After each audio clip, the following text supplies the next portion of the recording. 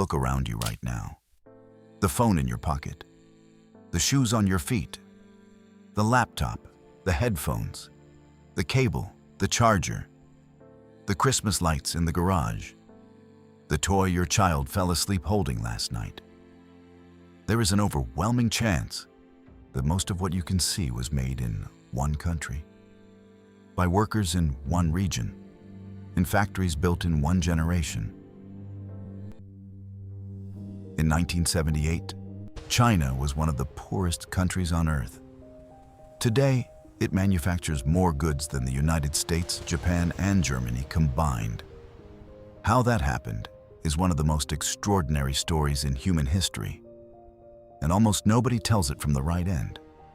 Most people start with the economics, the special economic zones, the World Trade Organization, the exchange rate. We are going to start somewhere different. We are going to start with a girl named Zhang Wei, who in 1988 left her village in Sichuan province at 5 in the morning, carried everything she owned in a cloth bag, and boarded a train to a city she had never seen, a city that 10 years earlier had not existed. Her story is the real story of the world's factory. And by the end of this video, the label on everything you own is going to mean something completely different to you. To understand what China built, you need to understand precisely what it was starting from. $978 China's GDP per capita in 1978. Lower than Bangladesh, lower than Haiti, lower than most of sub-Saharan Africa. Roughly 80% of China's population, approximately 600 million people, were peasant farmers. They worked collective land under a system that provided subsistence and little else. If you worked harder than your neighbor, you earned the same. If the harvest failed, the state decided how much you ate. There was no incentive to produce more, and so most people did not. Chinese factories existed. There were state-owned steel plants, textile mills, machinery manufacturers. But they produced what the central plan told them to produce, in the quantities the plan specified, at prices the plan set. They did not respond to market signals because there were no market signals. They did not compete because there was nothing to compete for. Barry Naughton, in his landmark study of China's economic reform, makes a point that gets lost in most accounts of the miracle. The Chinese reform was not a brilliant master plan handed down from Beijing. It was not a grand strategic vision with a designed outcome. It was, in his words, opportunistic. A series of pragmatic experiments driven by a desperate need for results, not by ideology. This distinction matters enormously, not just for understanding China, but for how we think about achievement in general. When we look at extraordinary outcomes, we tend to assume there was a genius in a room who designed it all in advance. The rise of China's manufacturing sector is a corrective to that assumption. It was what Deng Xiaoping himself called crossing the river by feeling for the stones, trying things, failing, trying differently. The outcome was not designed, it was discovered. In December 1978, Deng Xiaoping consolidated enough political power to push through a set of economic experiments that would, over time, restructure the entire country. The first experiment was in agriculture. The communes, collective farms where everyone worked the same land for the same reward, were quietly dismantled. Families were given the right to lease land and keep what they produced above a state quota. They could sell the surplus on private markets at prices the market determined, not prices the plan set. The result was almost instantaneous. Plus 25% agricultural output increase within 4 years of the household responsibility system. 1978 to 1982. Within 4 years, food production was up by a quarter. Farmers who had no reason to work hard suddenly had every reason to. The lesson was obvious, and the Chinese government drew it explicitly. Incentives work. Markets work. Ideology does not feed people. Results do. But the agricultural reform, important as it was, is not what created the factory of the world. What created the factory of the world was a second, smaller-looking decision with enormous consequences.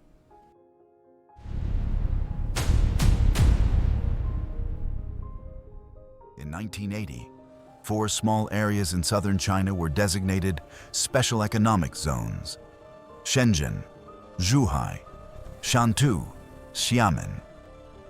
In these zones, and only in these zones, foreign companies could invest, private enterprise was permitted, and prices were set by the market rather than the central plan. The rest of China remained formally communist. The SEZs were laboratories, controlled experiments that, if they failed, could be quietly shut down without threatening the entire system.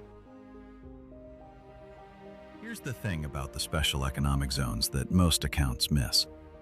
They were not primarily an economic experiment. They were a political strategy. By concentrating reform in specific small geographic areas, Deng created visible proof-of-concept stories he could point to, while protecting himself from blame if they failed. The politics and the economics were inseparable from the beginning. The most famous of the 4 special economic zones was Shenzhen, a small fishing town on the border with Hong Kong, chosen because its proximity to Hong Kong made it appealing to foreign investors and because, if the experiment failed, it was small enough that the damage would be contained. 30,000 to 14 million Shenzhen's population from 1979 to today. From fishing village to mega city in 40 years. In 1979, Shenzhen had 30,000 people, no significant industry, no airport, and no highway connections. Today, it is a city of 14 million. It is home to Huawei, Tencent, DJI, and BYD. Its container port is among the busiest on Earth. Its GDP is comparable to a mid-sized European nation. That transformation happened in the lifetime of people who are still alive. There are workers in Shenzhen today whose parents remember when it was a fishing village. That is not a statistic. That is a civilizational compression. 100 years of urban development squeezed into 40. Let's go back to Zhang Wei. She's not a real person, but she is. She is the composite of 300 million real people who made the same journey she made, from a village to a factory city, between 1978 and 2010. Historians and journalists who have documented this migration describe it consistently as the largest voluntary human migration in recorded history. 300 million people in 30 years, moving from the countryside to the coasts. In Zhang Wei's village in Sichuan province, her family farmed rice. They were not starving. The agricultural reforms had improved life somewhat, but there was a ceiling. Rice farming provided subsistence, and subsistence had a shape that did not change from one generation to the next. In the city, people said, things were different. In the city, there were factories. In the factories, there were wages. And with wages, there was a future that did not look exactly like the past. So she packed a cloth bag. She said goodbye to her parents, who she would not see for perhaps a year, perhaps longer. She got on a train that took 3 days to reach Guangdong province in the south. She arrived with very little money, no urban registration, no hukou, the residency permit that determined where you could legally live and work in China, and found her way to a factory dormitory where 8 women shared a room the size of a large wardrobe. 56 hours per week average working week for Pearl River Delta migrant factory workers in the 2000s. 63.8% worked 7 days without a day off. She worked 6 days a week, sometimes 7. The factory produced plastic components for consumer electronics. She did not know what the components were for, and the question did not particularly interest her. What interested her was the monthly wage, roughly 900 yuan, less than 140 US dollars, which was more money than she had ever held at one time in her life. She sent most of it home. This detail, the remittance, the money flowing from daughter to parents, is the detail that holds the entire story together. Zhang Wei was not thinking about building China's economy. She was building her family's life. China's economy was built as a byproduct of 300 million individual decisions to improve a family's life. That distinction is not small. It is the entire moral center of this story. Barry Naughton's thesis about China's reform being opportunistic rather than planned applies here too. The government did not design the migration. It did not manage it or strategically direct it. It created conditions. The SEZs, the factories, the slightly relaxed hukou enforcement, and then watched as 300 million people rationally responded to those conditions by moving. The miracle was human self-interest at an almost incomprehensible scale. The 9 cities of the Pearl River Delta, clustered around the Pearl River estuary in Guangdong Province, became, in the space of 30 years, the largest manufacturing cluster in the history of human civilization. 120 million population of the Pearl River Delta industrial region, larger than Germany, larger than France. The world's largest urban agglomeration by some measures. By 2001, nearly 5% of the entire world's goods were produced in this one region. One estuary in southern China. 5% of everything the human race consumed.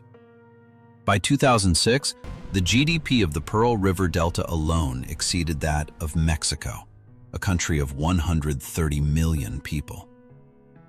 Each city in the Delta had, over 30 years, specialized in a specific category of product. Dongguan produced a significant share of the world's shoes. Foshan produced a remarkable fraction of the world's ceramics. Zhongshan produced the majority of the world's lighting equipment. The specialization was not centrally planned. It emerged from the clustering of supply chains as manufacturers moved near their suppliers, who moved near their clients, who attracted more manufacturers. An industrial ecology, self-organizing. Think about what that specialization actually means. Cities the size of London, each one having effectively decided, we do one thing and we do it better and cheaper than anywhere else on Earth. That depth of industrial focus is what allowed China to be not merely competitive, but irreplaceable. To reach a point where the world could not easily stop buying from them, even when it wanted to.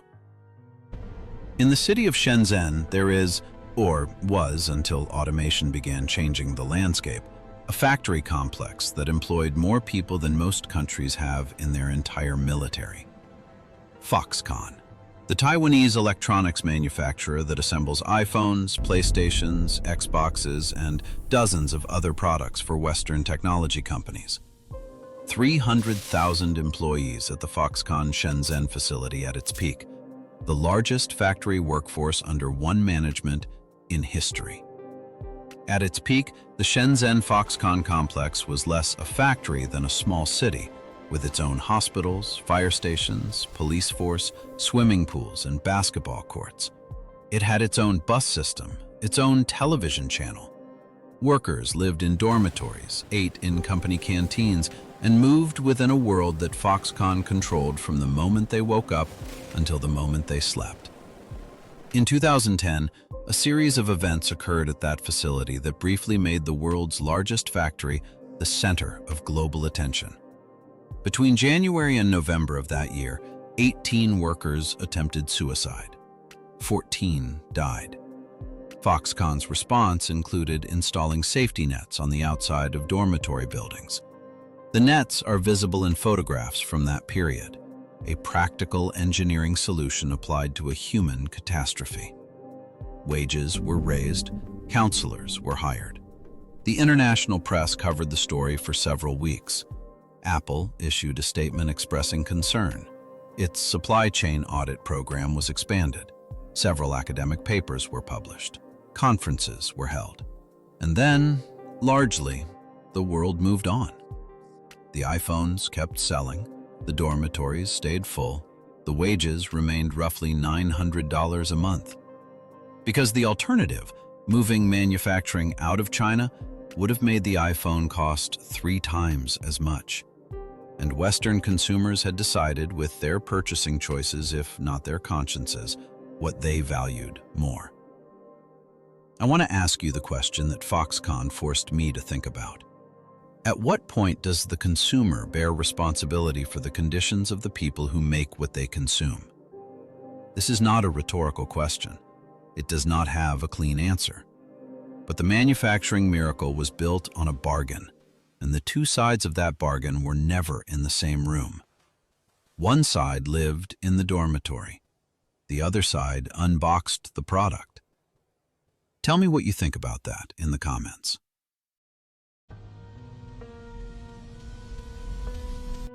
To understand why factories moved to China specifically, and not to Indonesia or Brazil or India, which also had cheap labor and large populations, you need to understand something that happened in 1956, more than 20 years before China's reform began. A trucking entrepreneur named Malcolm McLean loaded 58 containers onto a converted tanker ship in Newark, New Jersey, and sailed it to Houston, Texas. Before that moment, loading a cargo ship required an army of dock workers handling cargo piece by piece. A ship might take a week to load and another week to unload. The labor cost of international shipping was so high that for most products it was simply cheaper to manufacture things domestically than to ship them across an ocean. After that moment, gradually and then very suddenly, everything changed.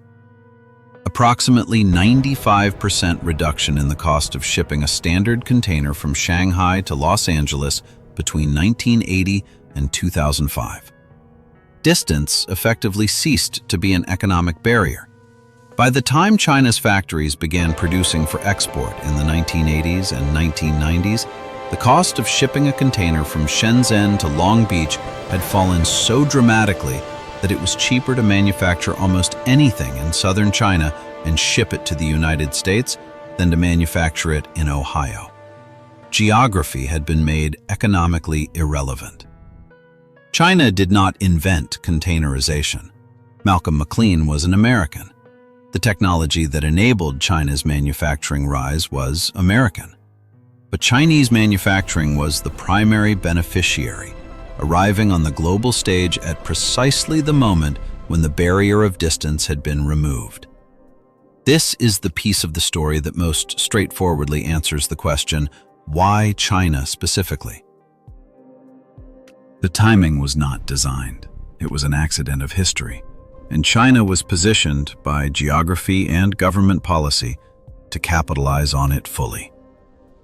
China's government maintained an artificially undervalued exchange rate for decades. If the Chinese yuan had been allowed to trade at its natural market value, Chinese goods would have been more expensive for foreign buyers. By keeping the yuan's value suppressed, Chinese exports were effectively subsidized, a hidden price advantage built into every transaction, every container, every product shipped from the Pearl River Delta to the rest of the world. Western governments complained about this regularly, and with some justification. American manufacturers argued, correctly, that they were not competing against Chinese workers, they were competing against Chinese government policy.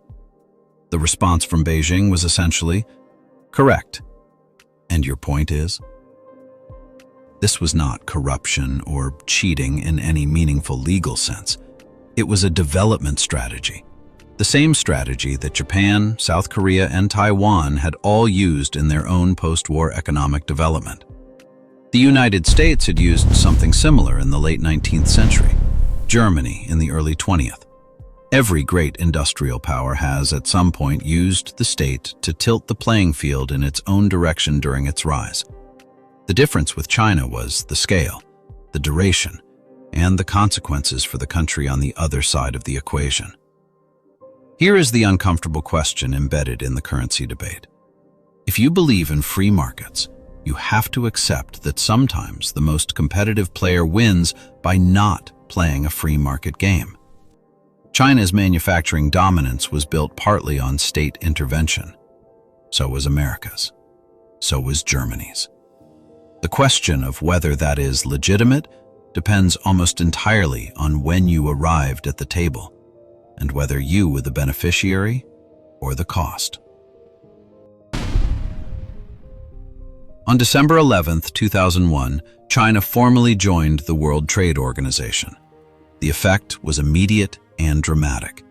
WTO membership gave Chinese manufacturers access to global markets on standardized, predictable terms, lower tariffs, guaranteed trade rules, dispute resolution mechanisms. Foreign companies that had been cautiously interested in China's cost advantages now had the legal and contractual framework to commit fully. 7% to 19% China's share of global manufacturing output between 2001 and 2011. From significant player to world leader in 1 decade. In the same period, the United States, which had been the world's largest manufacturer for over 100 years, holding roughly 28% of global manufacturing output, fell to roughly 17%. That is not the decline of a sector.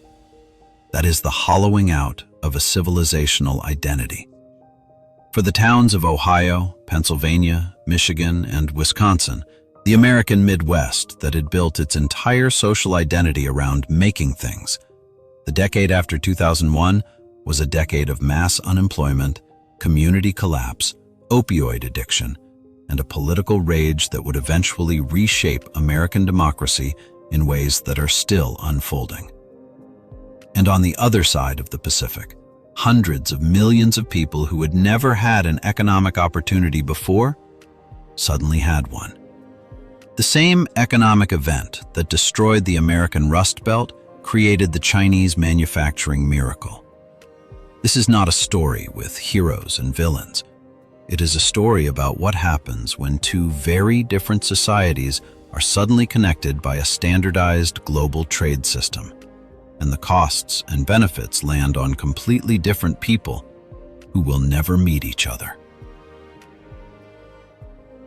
Technology transfer: how China learned to make everything.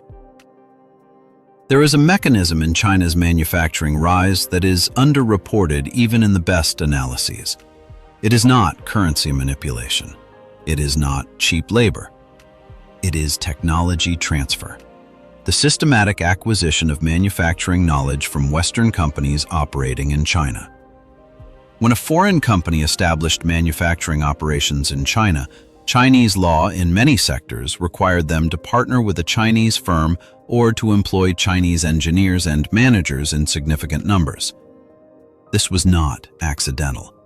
It was policy, a deliberate extraction of knowledge from the companies that China was allowing to profit from its cheap labor. Chinese engineers working in joint venture factories learned how to build to Western quality standards, how to manage global supply chains, how to design products for mass production at scale. They carried that knowledge with them when they moved to Chinese companies or when they started their own. Richard Baldwin at CEPR and the CSIS China Power Project have documented what they call backward design. Chinese manufacturers taking Western products apart, understanding precisely how they worked, and then redesigning them using simpler components and cheaper materials that could be produced at massive scale. This was not simply copying. Copying produces inferior products. Backward design produced products with different characteristics, sometimes inferior in specific technical respects, but manufacturable at a fraction of the cost. And for the billions of consumers who needed affordable goods rather than premium goods, that was entirely sufficient. Over time, Chinese manufacturers moved beyond backward design toward genuine, original innovation. The solar panels that China now produces at a fraction of the Western cost, the electric vehicles that BYD makes better and more cheaply than Tesla, the high-speed rail network that is more extensive than all other countries combined. These are not copied products. They are original Chinese engineering. The students have become the teachers.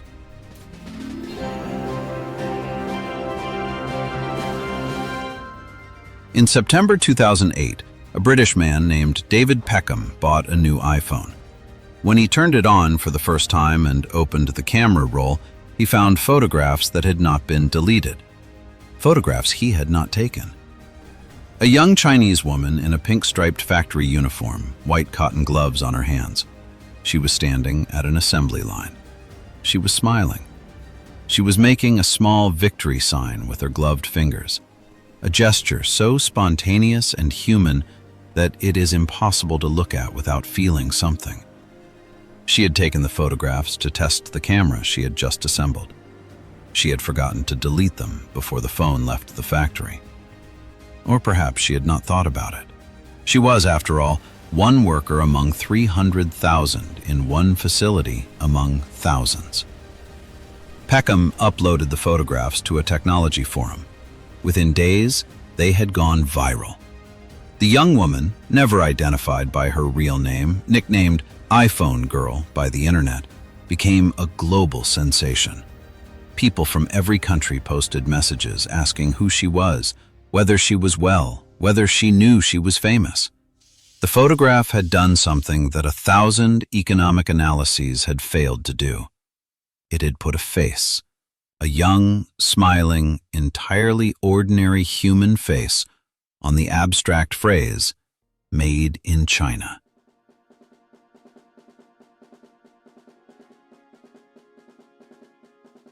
The world had always known, in an abstract way, that Chinese workers assembled iPhones.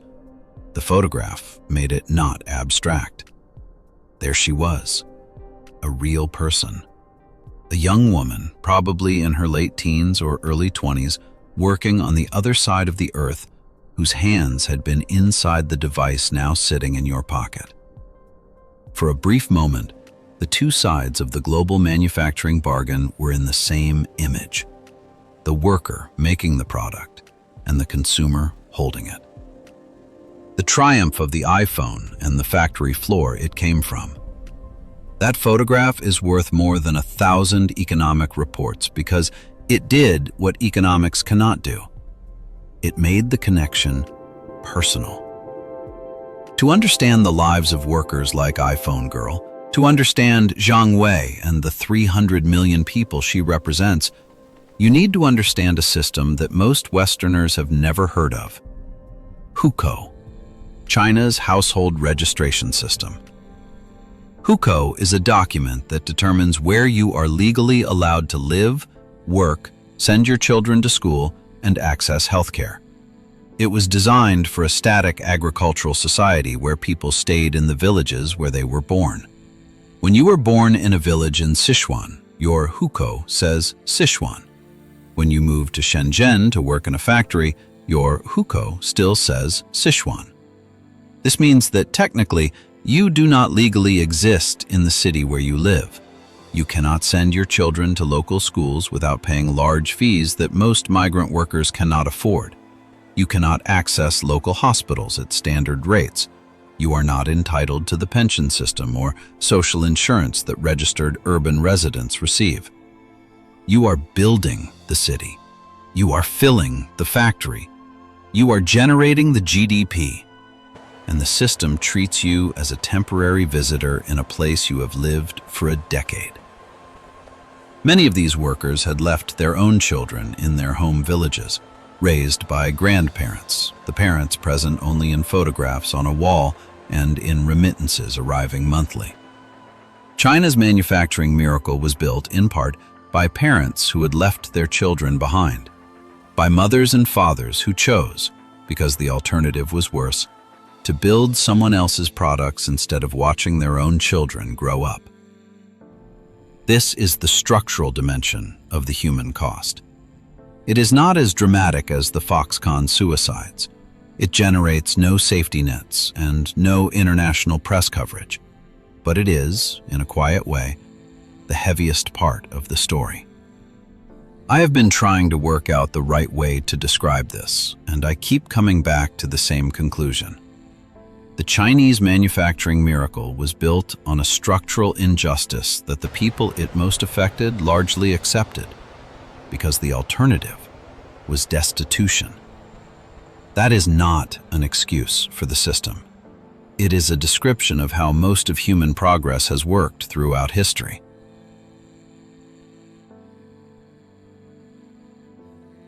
People accept exploitation when the option is poverty. The question is whether, as China grows richer, those structural injustices are addressed. The early signs are complicated, and the hukou system is still being reformed. In 2010, two things happened that together mark a permanent turning point in the history of the global economy. The first, China overtook the United States to become the world's largest manufacturer. 2010. The year China ended 115 years of American manufacturing dominance. The United States had held the title of world's largest manufacturer continuously since 1895. 115 years. Since the era of Carnegie and Rockefeller and the great steel mills of Pittsburgh, America had made more things than any other country on earth. In 2010, that ended. Without ceremony, without announcement, without most Americans noticing, China crossed the line. The second event of 2010, China hosted the Shanghai World Expo, the largest World's Fair in history, attended by 73 million visitors. The theme was Better City, Better Life. The image China presented to the world was of a modern, confident, globally engaged civilization that had arrived. The country that in 1978 had a GDP per capita lower than Haiti was, in 2010, the world's largest manufacturer and the host of the world's most attended international exposition.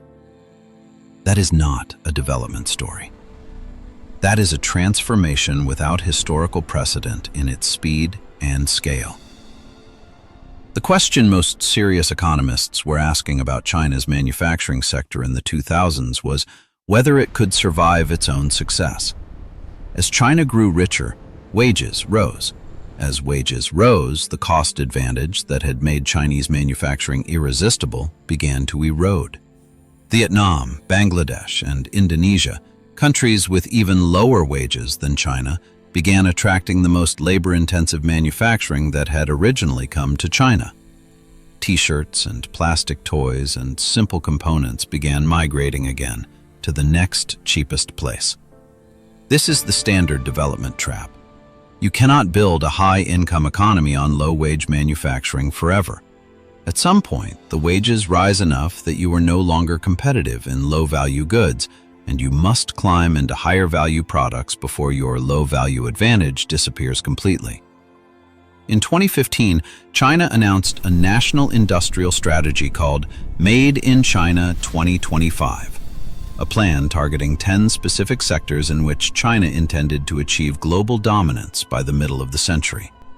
Semiconductors, aerospace, electric vehicles, robotics, artificial intelligence, advanced medical devices, agricultural machinery, new energy, biotechnology, high-speed rail.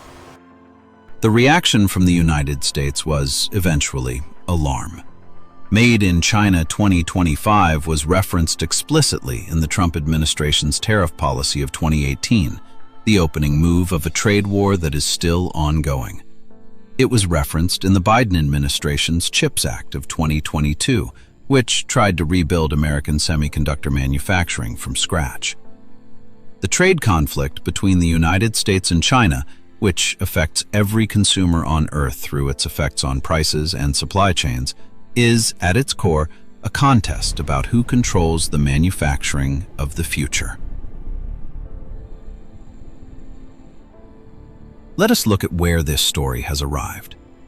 28% China's share of global manufacturing output in 2023, more than the next three largest economies combined. In 2023, China's manufacturing value added reached $4.66 trillion. The next three largest manufacturing economies, the United States, Japan, and Germany, together account for roughly 26% of global output.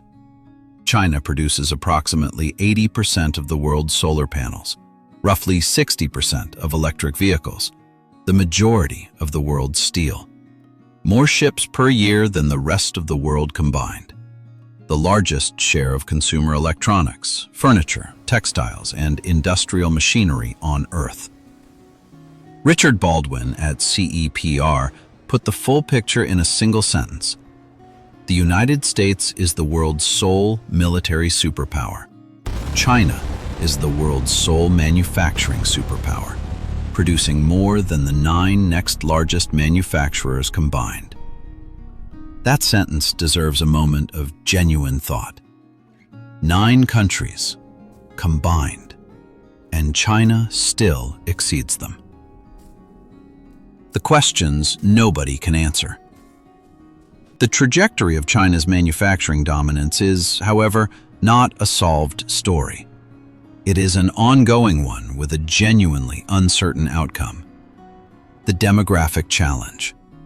China's working-age population peaked in 2011 and has been declining since. The workforce that built the manufacturing miracle is aging. The one-child policy, enforced from 1980 to 2015, has produced a demographic structure that will place increasing strain on the economy as the decades progress. By 2050, on current projections, China will have more elderly dependents than working-age adults. The automation response. Chinese factories are automating at an extraordinary rate. China now installs more industrial robots per year than any other country on Earth. The factory that employed 300,000 human beings may, within a generation, employ 30,000 people and 270,000 machines. The question is, what happens to the workers and to the social contract that was built around their employment? The decoupling pressure. The United States and the European Union are actively trying to reduce their dependence on Chinese manufacturing, to bring supply chains closer to home or to friendly nations. This effort is proving extraordinarily expensive, slow, and complicated. Because what took China 40 years and 300 million workers to build cannot simply be replicated in Ohio or Germany or Poland in a decade. The infrastructure, the supply chains, the skills, the institutional knowledge, these things accumulate over generations, not over electoral cycles. Here is the question I keep returning to. If you are a 22-year-old factory worker in Dongguan today, the age Jiang Wei was when she first got on that train, what does your future look like? The jobs your parents did are being automated. The cost advantages that made your city the center of the world are being competed away. The country that consumed everything you made is actively trying to buy those things somewhere else. What does the next chapter of this story look like for the 300 million people at the bottom of the miracle? I genuinely do not know the answer, and I think we should be honest about that. Let me bring this back to Jiang Wei. She arrived in Shenzhen in 1988 with a cloth bag and no urban registration. She worked 6 days a week for less than $140 a month. She sent most of it home. She did not fully understand what she was part of. Most of the people who build the most significant things in history do not, in the moment, understand what they are building. What she was building was, by any objective measure, one of the most significant economic transformations in human history. 800 million people lifted out of extreme poverty in China between 1978 and 2020. The largest reduction in human poverty recorded in a single country in a single period. 800 million people. To hold that number properly, The entire population of sub-Saharan Africa is approximately 1.1 billion. China lifted a number equivalent to more than 70% of that population out of poverty in 4 decades. Jiang Wei was one of them. So were her parents, who received the remittances. So were the villages that got schools and paved roads and electricity because money started flowing back from the coast. So were the children of migrant workers who, unlike their parents, were able to attend universities and enter a middle class that their grandparents could not have imagined. The manufacturing miracle was not primarily a triumph of policy or of geopolitics or of currency strategy or of WTO membership. These things mattered, but they were the infrastructure, not the engine. The engine was 300 million individual human decisions to get on a train and try for something better. Repeated 300 million times. That is the only source of this kind of transformation that has ever existed in history. The next time you pick up your phone or put on your shoes or turn on your laptop, the Made in China label is not a footnote. It is a document. It is the compressed story of hundreds of millions of people who chose to leave, who chose to work, who sent money home, who built something the world had never seen before and will never see again in quite this form. Jiang Wei's children, if she had them, probably went to university. Her grandchildren will have grown up in a China that is the world's largest manufacturer, the world's largest exporter, and a global power that is still in the process of understanding what it has become. The story is not finished. But the most remarkable chapter, the one that went from $978 per person to the factory of the world in 40 years, that chapter is one of the great human stories of the 20th century. And it deserved to be told from the right end. If this video changed the way you see the things around you, that is exactly what this channel is for. Rise of nations, rise of companies, rise of people. The stories that textbooks flatten into statistics and that deserve to be told in full. Subscribe